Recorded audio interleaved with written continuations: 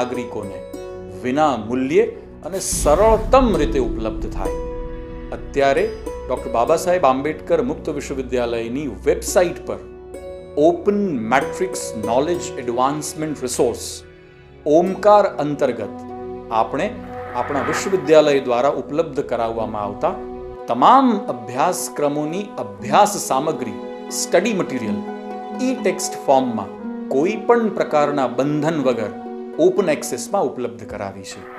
મને પ્રસન્નતા છે કે કેવળ ગુજરાતમાં જ નહીં પણ સમગ્ર દેશમાં ડૉક્ટર બાબા સાહેબ આંબેડકર મુક્ત વિશ્વવિદ્યાલય સ્ટેટ ફંડેડ એકમાત્ર ઓપન યુનિવર્સિટી છે જેણે ઓમકારનો આ સુફળ પ્રયોગ હાથ ધર્યો છે. સ્વાધ્યાયઃ પરમં તપઃ.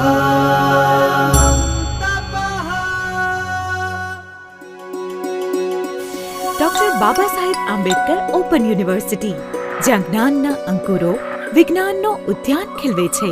આજે જ લોગ ઓન કરો www.baou.edu.in.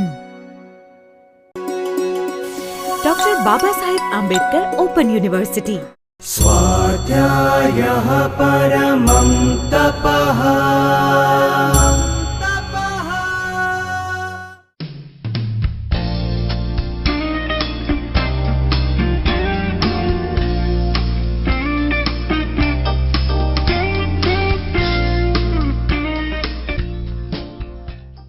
નમસ્કાર વિદ્યાર્થી મિત્રો.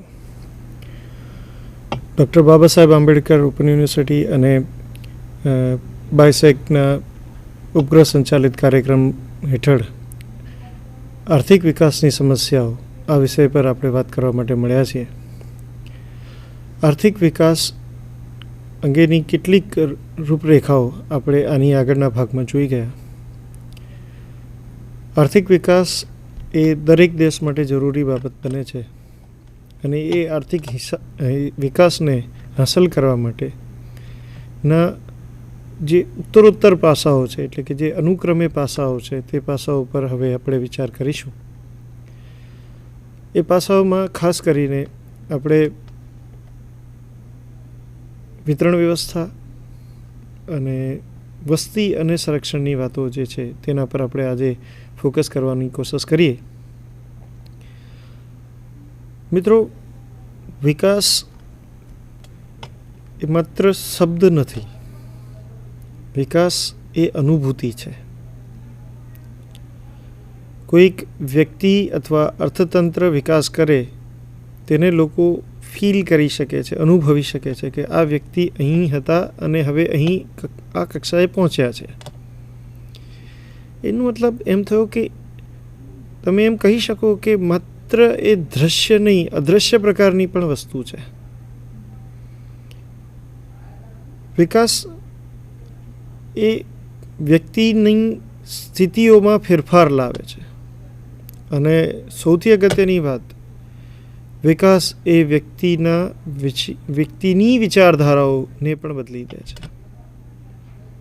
નાનકડા ઉદાહરણથી વાતની શરૂઆત કરું કે એક ગરીબ માણસ જે પોતે અભણ છે, હવે વિચારીએ કે એ પોતાના બાળકને ભણાવશે? કદાચ નહીં. કારણ કે પોતે ક્યાં ભણ્યો છે અને પોતાની પાસે પૈસા નથી કે આ શિક્ષણ માટે એ પોતે આ રૂપિયા વાપરે અથવા ખર્ચે. એ અભણ વ્યક્તિ એમ કહેશે કે ભણીને મારું શું ભલું થયું, તો તારું ભલું થવાનું છે, કંઈ થવાનું નથી, રહેવા દે. તો અભણ વ્યક્તિ જો ગરીબ હશે તો એના બાળકો પણ કદાચ અભણ જોવા મળશે. પણ હવે વિચારો, કલ્પના કરો કે એ અભણમાં કોઈક એક કારણસર જો ધનવાન થઈ જાય તો એ ધનવાન અભણ માણસ પોતાના બાળકને ભણાવશે કે નહીં? તમે પોતે કલ્પના કરી શકો છો, કદાચ ભણાવશે. ત્યારે હવે એમ કહેશે કે ના ના, ભણશો તો આગળ વધશો. તમે સમજી શકો છો કે જ્યારે વિકાસ નથી અને જ્યારે વિકાસ છે ત્યારે માણસની માનસિક કક્ષાઓમાં બહુ મોટો ફરક આવે છે, વિચારધારાઓમાં પરિવર્તન આવે છે અને એટલે જ વિકાસની બહુ મોટી જરૂર પડે છે. કેટલીક પૂર્વ ગ્રંથિઓથી આ દેશ, ભારત દેશ આપણો પીડાય છે. જૂનવાણી વિચારોથી આપણે પીડાઈ રહ્યા છીએ. એક છૂટે કેવી રીતે? કોઈકને આપણે બળજબરીથી એ વિચારો છોડવા માટે ન કહી શકીએ, પણ જો આપોઆપ એ વ્યક્તિ પોતાના વિચારો છોડવા તૈયાર થાય તો એનાથી ઉત્તમ બીજું કંઈ હોઈ શકે જ નહીં. તમે સમજો છો કે માનો કે હું એમ કહું કે શીતળા નીકળ્યા કોઈક બાળકને, તો જૂનવાણી વિચારધારા એવી હતી કે શીતળા માતાજીનો પ્રકોપ થયો છે એટલે મંદિરે નમાવા જવું પડે. હવે ભણ્યા, વિકાસ થયો અને એટલે હવે કદાચ આપણે સંપૂર્ણ વિકસિત નથી થયા, એટલે હજી આપણે ડૉક્ટરની દવા લેતા તો થયા છીએ, પણ હજી એ પેલું નમાવા માટે મંદિરે જઈએ છીએ. મને આર્થિક આપણી લાગણીઓ આપણી ધાર્મિક લાગણીઓ સાથે મને કોઈ વાંધો નથી, પણ વાત માત્ર સમજવાની છે કે શીતળા રોગ થાય ત્યારે રોગની દવા કરવી જરૂરી છે. તો એક્ઝેક્ટલી એ પ્રકારે આપણે વાત કરીએ કે જ્યારે વ્યક્તિ ભણે છે અથવા એમ કહીએ કે વિકાસ કરે છે ત્યારે એને ખ્યાલ આવે છે કે શું કરવું જોઈએ, કેવી રીતે કરવું જોઈએ. તો વિકાસ પામવા માટેની જે ઘણી બધી વ્યવસ્થાઓ છે એ ઘણી બધી વ્યવસ્થાઓ પહોંચવી લોકો સુધી જોઈએ એ જ પણ જરૂરી બાબત છે. તો ચાલો ત્યાંથી જ વાતની શરૂઆત કરીએ. આપ આપના સ્ક્રીન પર જોઈ શકો છો તેમ જાહેર વિતરણ વ્યવસ્થા શું છે? આ જાહેર વિતરણ વ્યવસ્થા, એની પૂર્વ ભૂમિકા, એ શું હોય છે, તેના કાર્યો અને પછી એના સુધારા માટેના સૂચનો વિશે આપણે વાત કરીએ. તો મિત્રો, જાહેર વિતરણ વ્યવસ્થાનો અર્થ એમ થાય કે તમામ જરૂરિયાતની વસ્તુઓ લોકો સુધી પહોંચી રહે એ પ્રકારની વ્યવસ્થા કરવી. મિત્રો, ખરેખર આપણે પહેલે પણ આ ચર્ચા કરી ચૂક્યા છીએ કે માણસ એ માણસ છે અને એને જીવનના તમામ અધિકારો મળવા જોઈએ. એના ઘરમાં પાણી આવવું જોઈએ, વીજળી હોવી જોઈએ, એને પણ સંદેશા વ્યવહાર, વાહન વ્યવહાર મળવા જોઈએ. આ બધી જે પ્રાથમિક જરૂરિયાતો છે એ દરેક વ્યક્તિ સુધી પહોંચવી જોઈએ. પહોંચવી જોઈએ એટલે એ પહોંચાડશે કોણ? તો કે સરકાર, અને સરકાર એટલે જાહેર ક્ષેત્ર. તો જાહેર વિતરણ વ્યવસ્થાનો આ ભાગ થયો. ભૂતકાળમાં આપણે ત્યાં આ પરિસ્થિતિઓ પ્રતિકૂળ એટલે કે ખરાબ હતી. તમે કદાચ તમારા વડીલોને પૂછો, તમારા પિતાશ્રીને કે તમારા દાદાજીને, તો કદાચ તમને કહેશે કે જ્યારે ભારત આઝાદ થયો ત્યારે લોકોના ઘેર ટ્રાન્ઝિસ્ટર રેડિયો પણ નહોતા, ટીવી તો હતું જ નહીં, અને એ વખતમાં એવી ચેનલ્સ પણ નહોતી, રેડિયો ચેનલ્સ. જેમ કે અત્યારે તમે રેડિયો સાંભળો છો તો એવી ચેનલ્સ એ આજના યુગમાં આ રેડિયોનો નવો અવતાર છે, બીજો અવતાર છે, એ ભૂતકાળમાં નહોતો. FM સિરીઝની હું વાત કરું છું. તો એક્ઝેક્ટલી અહીં વિતરણ વ્યવસ્થા સુદૃઢ થઈ છે અને આજે આપણે ફરતા ફરતા સમજી શકીએ છીએ કે કયા રોડ ઉપર વધારે ટ્રાફિક છે અને કઈ બાજુ જવાય ને કઈ બાજુ ના જવાય, કયું મૂવી જોવું જોઈએ ને કયું મૂવી ના જોવું જોઈએ, ક્યાં પૈસા ખર્ચીએ ક્યાં ના ખર્ચીએ, શહેરમાં કયા કયા નવા કાર્યક્રમો થઈ રહ્યા છે. આ બધી માહિતી આપણને મળે છે. કેમ? કારણ કે વિતરણ વ્યવસ્થા સારી છે. જો વિતરણ વ્યવસ્થા બરાબર ના હોય તો વ્યક્તિ એક સમાજથી કપાયેલો અથવા અછૂટો રહેલો એ રહી જાય છે, અને એટલે એવા વ્યક્તિનો વિકાસ એ શક્ય ના બને. તો વિકાસ જો એ વ્યક્તિનો કરવો હોય તો એને આ તમામ વસ્તુઓ જે એની જરૂરિયાતનો ભાગ છે એ એના સુધી પહોંચવી એ ખૂબ જરૂરી છે. હવે આ વસ્તુઓ પહોંચતી તો આપણે કરી દઈએ, પણ કેવી હોવી જોઈએ? તો કે એવી હોવી જોઈએ જે એની જરૂરિયાત સંતોષે. એટલે કે આપણે ત્યાં વીજળીનું કનેક્શન તો આવી ગયું, પણ દિવસમાં 10 કલાક તો વીજળી આવતી જ નથી, તો શું કરીએ?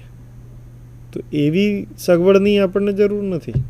આપણને તો સુદૃઢ એટલે કે વ્યવસ્થિત સગવડ જોઈએ છે.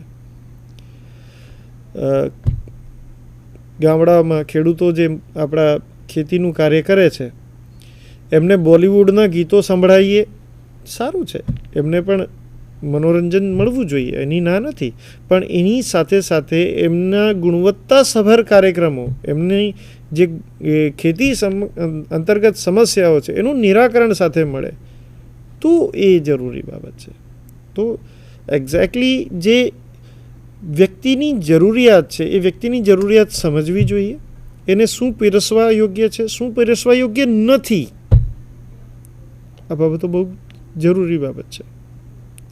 તો એક્ઝેક્ટલી એ રીતે આપણે જાહેર વિતરણ વ્યવસ્થાને મજબૂત બનાવવી પડે અને જેવી રીતે આ મજબૂત બનતી જશે તેવી રીતે આપણે વધારે ને વધારે વિકાસ તરફ આગળ વધતા જઈશું. ટૂંકમાં હું એમ કહું તો આને આપણે આંતરમાળખું પણ કહીએ છીએ.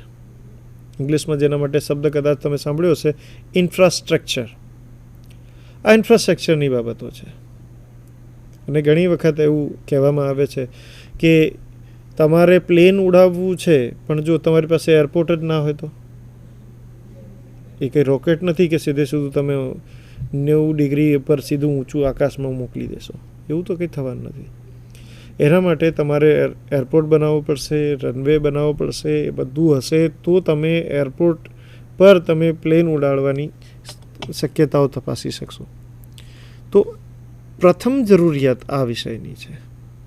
એટલે સુદૃઢ તો પરફેક્ટ માળખું તૈયાર કરવું એ બહુ જરૂરી છે. અને જ્યારે માળખું તૈયાર થાય ત્યાર પછી આપણે એનો લાભ લઈને ઊંચી કક્ષાએ જઈ શકીએ તેમ છીએ. કલ્પના કરીએ આપણે આજે એમ કહી શકાય કે લગભગ દરેક વ્યક્તિના હાથમાં મોબાઈલ પહોંચી શક્યા છે. તો એનાથી શું થયું? આ સંદેશા વ્યવહારની ક્રાંતિના રૂપમાં ભારતમાં લેખાઈ રહ્યું છે, તો એનાથી શું ફાયદો થયો? મિત્રો, એક વ્યક્તિ માનો કે કોઈક જગ્યાએ નોકરી કરે છે અને એનો માલિક લગભગ 15 કિલોમીટર દૂર રહે છે. એ વ્યક્તિને માલિકની જરૂર પડી છે અને માલિક એ કદાચ કામના સ્થળે અવેલેબલ નથી.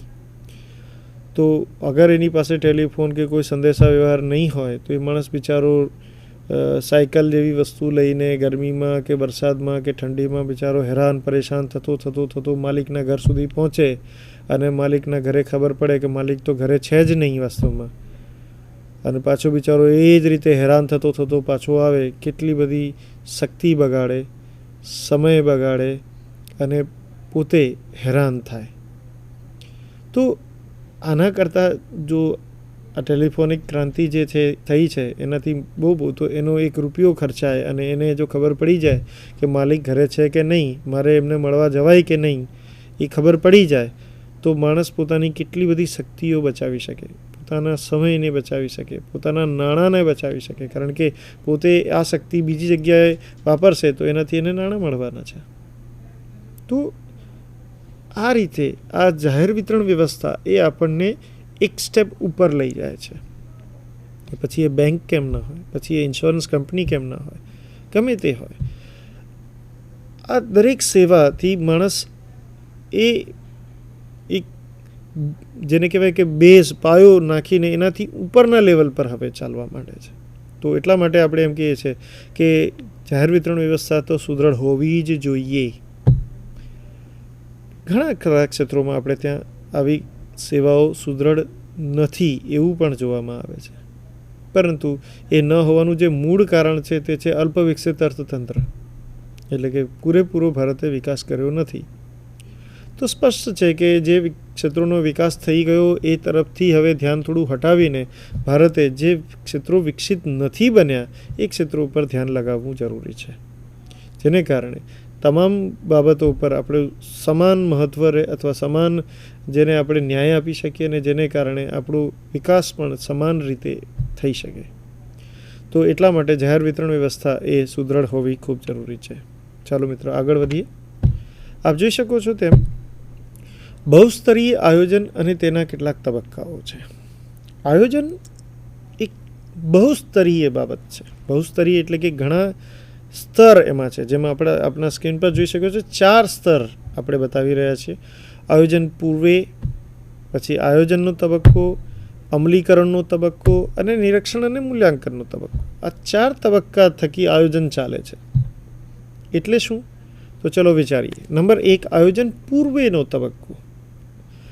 પૂર્વે એટલે પહેલાં, આયોજન પહેલાંનો તબક્કો. વાસ્તવમાં શેની જરૂર છે? તમારા વિસ્તારમાં રોડની જરૂર છે કે સ્વિમિંગ પુલની જરૂર છે? આપ આપોઆપ સમજી શકો છો કે શેની જરૂર છે. તો જે જરૂરિયાત છે એ જરૂરિયાતોને સમજવી અને એ પ્રકારે આયોજનનો નિર્ણય લેવો એ આયોજન પૂર્વેની બાબત છે. શું આપણે ત્યાં નથી એ જાણવું બહુ જરૂરી છે, કેમ કે એ જાણ્યા બાદ જ આપણે કોઈક પ્રકારના નિર્ણય પર આવી શકીએ કે મારે કંઈક આવું કરવું છે અને હવે એના માટે શું થઈ શકે, તો એના પછી તબક્કા નંબર 2, 3, 4 આગળ વધે. તો આપણે આયોજન પૂર્વે અર્થતંત્રની જરૂરિયાતો વિશે આપણે માહિતગાર થવાની બાબત છે. નિર્ણયો કયા લેવા એ બાબતો પર એકમત થવાની જરૂર બને છે. તબક્કા નંબર 2 એટલે કે આયોજનનો તબક્કો. આયોજન એટલે શું? તો જેની વાત આપણે આગળ પણ કરી ગયા કે આયોજન એટલે આપણો લક્ષ્યાંક જે હોય તે લક્ષ્યાંક સુધી પહોંચવા માટેના પગલાઓની પદ્ધતિસરની ગોઠવણી કરવી. પદ્ધતિસરની ગોઠવણી કે પહેલાં શું કરીશું, પછી શું થશે, પછી શું થશે, પછી શું થશે. એક વ્યક્તિ એ કોઈક કામ કરવા ઈચ્છે છે ત્યારે એ કામ કરવા માટેના કેટલાક માપદંડો છે. એ માપદંડો 1, 2, 3, 4 એને એક પછી એક પસાર કરવા પડે. એ સીધા જ જેમ કહીએ કે પહાડની તળેટી પરથી કૂદકો મારીને પહાડની ટોચ ઉપર પહોંચી જાય, કદાચ એ શક્ય નથી.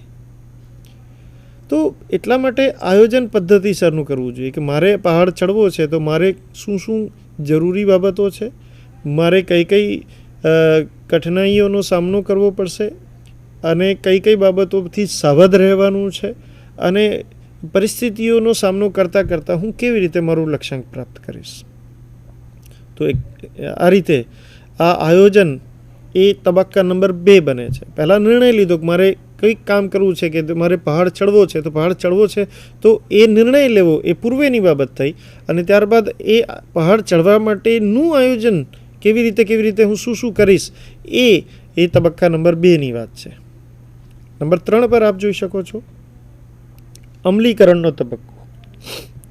અમલીકરણ એટલે હવે જે વિચાર્યું છે એને હવે અમલમાં મૂકવાની વાત છે. મિત્રો, માત્ર વિચારવાથી કામ થતું નથી એ તો આપ જાણો છો.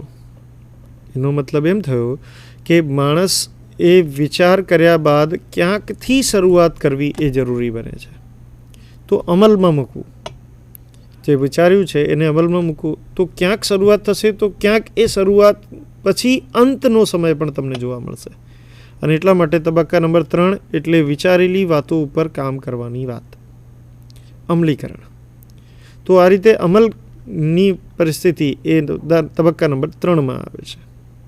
તબક્કા નંબર 4 એટલે નિરીક્ષણ અને મૂલ્યાંકનનો તબક્કો. મિત્રો, નિરીક્ષણ એટલે પોતે જે કામ કર્યું એ કેવું કર્યું. મૂલ્યાંકન પણ કહી શકો તમે આને. કેટલું કર્યું, કેવું કર્યું, આ બાબતો ચકાસતી રહેવી પડે, કારણ કે તો ને તો જ આપણે કરેલા કામમાં આપણે સુધારો લાવી શકીએ અથવા ભૂતકાળની ભૂલોનું પુનરાવર્તન તો જ ન થાય. તો ભૂતકાળના અનુભવો પરથી શીખવાનું અને પોતાને વધારે સારા, સુદૃઢ અથવા ઊંચી કક્ષાના બનાવવા માટે આપણે આ નિરીક્ષણ અને મૂલ્યાંકનના તબક્કામાંથી પસાર થવું જરૂરી છે. જેને કારણે બીજી વખત જો કોઈક નવું આયોજન લઈએ તો ફરીથી એ ભૂલોનું પુનરાવર્તન ન થાય. તો આમ આયોજન આ 4 તબક્કામાંથી પસાર થાય.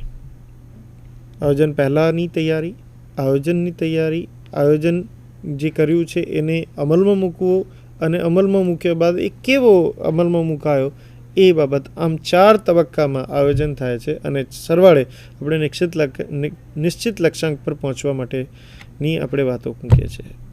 મિત્રો, હવે વાત કરીએ વસ્તી અને વિકાસની. મિત્રો આ એક બહુ મોટો વિશાળ મુદ્દો છે. ચલો શરૂઆત આ રીતે જ કરીએ કે વસ્તી અને વિકાસ વચ્ચેનો સંબંધ કેવો છે. તમારા સ્ક્રીન પર 3 મુદ્દાઓ તમે જોઈ શકો છો. નંબર 1, વિકાસનો આધાર વસ્તી પર રહેલો છે. નંબર 2, વસ્તીનો આધાર વિકાસ પર રહેલો છે. નંબર 3, વસ્તી અને વિકાસ બંને એકબીજા પર અસર કરે છે. વાસ્તવમાં ત્રણેય બાબતો એકદમ સાચી છે મિત્રો. વિકાસનો આધાર વસ્તી પર રહેલો છે. કોઈ પણ અર્થતંત્રનો વિકાસ કેટલો થશે એનો આધાર એ વસ્તી પર છે. વસ્તી જો ખૂબ અલ્પ પ્રમાણમાં હશે અથવા ખૂબ વધુ પ્રમાણમાં હશે તો વિકાસ એ પ્રમાણમાં ઓછો થશે. કેવી રીતે નક્કી થાય? તો વાત એવી છે કે દરેક દેશ પાસે પોતાની એક, જેને આપણે કહીશું કે તાકાત છે અથવા પોતાની એક વ્યવસ્થાનું માળખું છે. એ વ્યવસ્થાનું માળખું એ અમુક પ્રકારની, અમુક લેવલની વસ્તીનો બોજ સહન કરી શકે છે. તો એનાથી વધારે જો તમે વસ્તીનું ભારણ મૂકી દો તો કદાચ એ વિકાસને વધવા નહીં દે. ટૂંકમાં ઉદાહરણ આપું કે એક કુટુંબ છે, આ કુટુંબમાં એક વ્યક્તિ કમાય છે અને એવા કુટુંબમાં આ વ્યક્તિની આવક પર માનો કે 4 વ્યક્તિઓ નભી શકે એમ છે. પણ જો કોઈક ભૂલને કારણે આ કુટુંબમાં 4ની જગ્યાએ 15 વ્યક્તિઓનું કુટુંબ બને તો શું દરેકને વિકાસ જોવા મળશે? નહીં, કારણ અતિશયોક્તિ થઈ ગઈ. વસ્તી જરૂરિયાત કરતાં વધુ છે અને એને કારણે વિકાસ પર માઠી અસર આવે છે. બીજી તરફ વસ્તી પણ વિકાસ માટે અસર કરતા પરિબળ છે, કારણ કે વસ્તીની ગુણવત્તા એ વિકાસ લાવવા માટેનું પ્રેરક પરિબળ છે. મિત્રો, વસ્તી કેવી છે? શિક્ષિત છે, અશિક્ષિત છે, ટેકનોલોજીકલ છે, કેવા પ્રકારની છે? વસ્તીનું બંધારણ, વસ્તીનું વય જૂથ એ પણ વિકાસને અસર કરતા પરિબળ છે. હાલના સમયમાં આપણે જોઈ રહ્યા છીએ કે ભારતનો વિકાસ થોડો ઝડપી બન્યો છે. કેમ એમ થયું? તો એ ભારતમાં વસ્તી તો વધારે જ છે અને વસ્તીની વાસ્તવમાં તો નેગેટિવ અસર, નકારાત્મક બાબત એ આપણા વિકાસ પર પડે છે. પણ એક બીજી બાબત પણ છે જેને કારણે આપણને અત્યારે કંઈક સારું જોવા મળી રહ્યું છે. અને શું છે તે? તો કે ભારતની વસ્તીમાં હાલ 60% યુવાનો છે. અને જો યુવાનોની સંખ્યા વધારે હોય તો તમે સમજી શકો છો કે વિકાસ ઝડપથી થાય. અને વર્તમાનમાં ભારત એ ઝડપથી વિકાસ કરવા લાગ્યો છે એનું એક મોટું કારણ આ પણ છે. તો વિકાસ પર વસ્તીની અસર પડી, એવી રીતે વસ્તીની પણ વિકાસ પર અસર પડી, કારણ કે બંને પરસ્પર એકબીજા સાથે અભિન્ન રીતે જોડાયેલા છે. અને એટલે જ મુદ્દા નંબર 3માં આપણે એમ કહીએ છીએ કે વસ્તીની વિકાસ પર ને વિકાસની વસ્તી પર બંને પણ એકબીજા પર અસર. અને હકીકતમાં આવું જ થાય છે. એક સાધારણ હું બાબત તમારી સામે મૂકું જેને કારણે તમે મારી વાતને કદાચ બહુ સારી રીતે સમજી શકો. કોઈ એક દેશમાં બધા જ વ્યક્તિઓ સારા હોય એવું થઈ શકે? નહીં. ક્યાંક સજ્જનતા છે તો ક્યાંક, નથી બોલવું પણ શબ્દો તમે સમજો છો કે ક્યાંક દુર્જનો પણ હોય છે. પણ એવું કઈ દેશ હોય જ્યાં બધા દુર્જનો જ હોય? એવું નથી હોતું.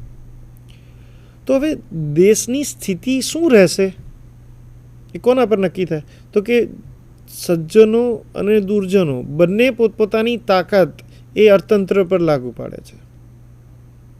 એટલે હું તો આપણે વધારે સ્પષ્ટ કરી આપું. માનો કે આપણે જે વાત કરીએ છીએ એમાં સજ્જનો એટલે ભારતની આર્મી અને દુર્જનો એટલે આતંકવાદીઓ.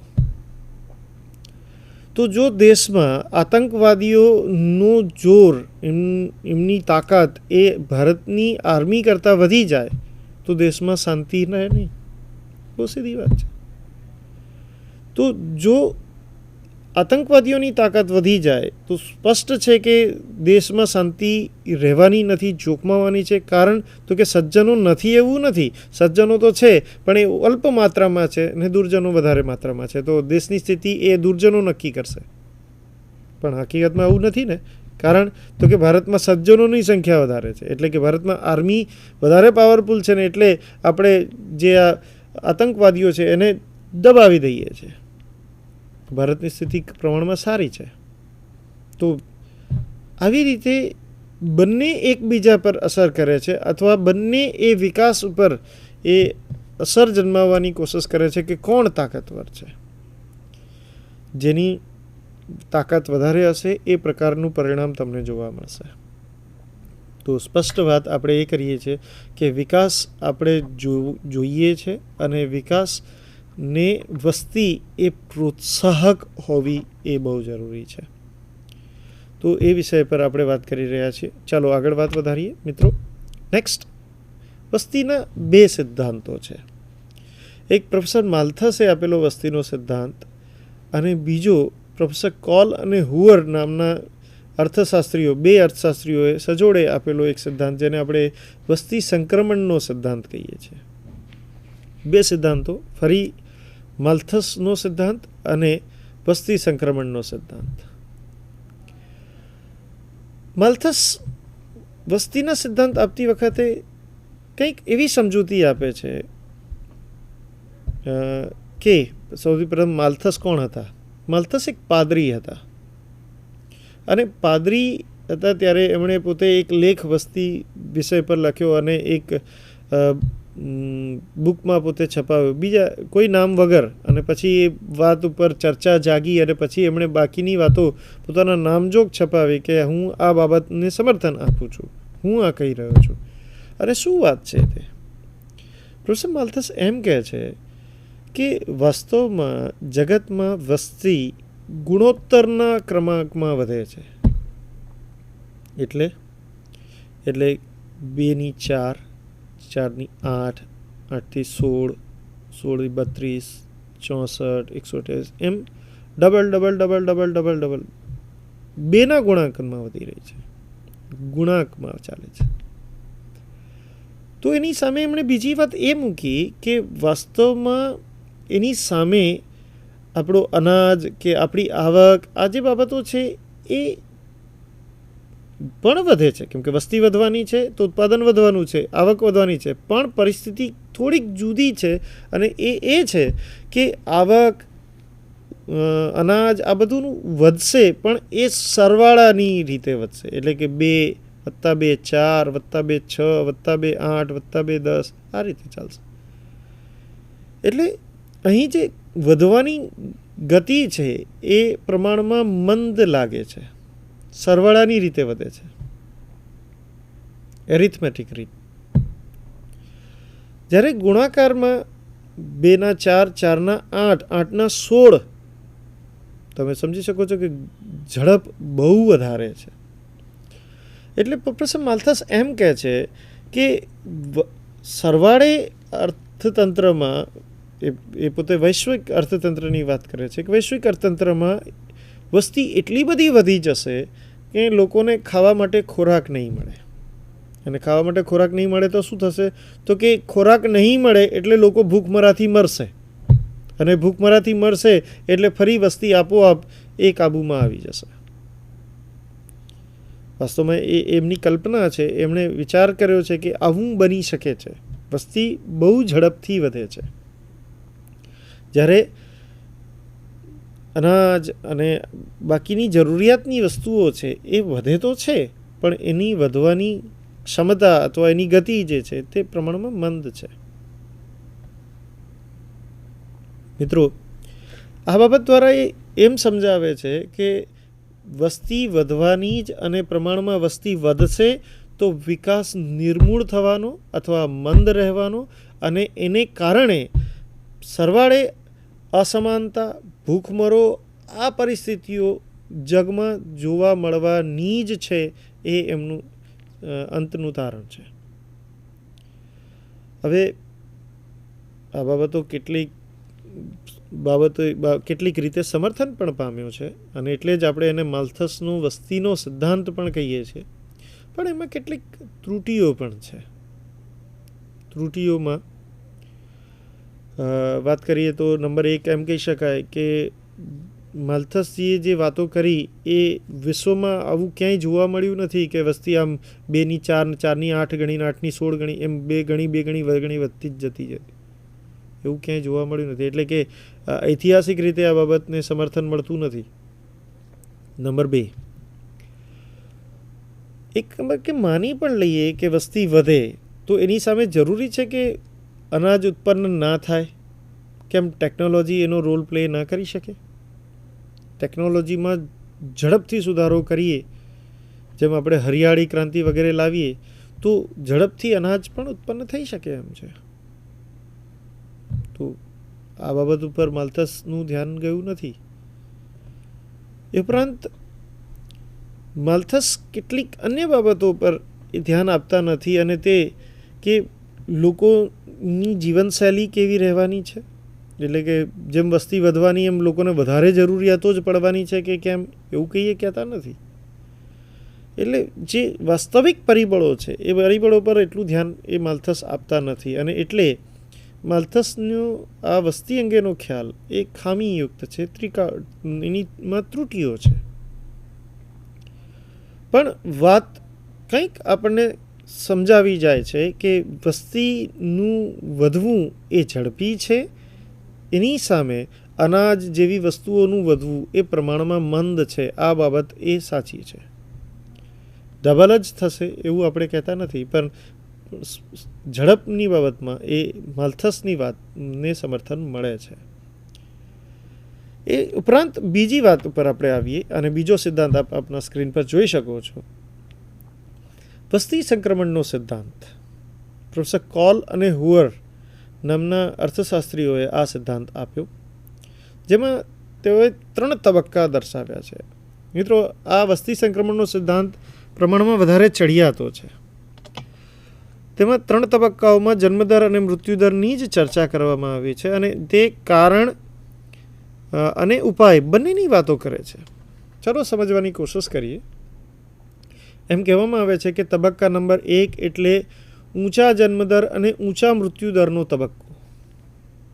ઊંચા જન્મદર અને ઊંચા મૃત્યુ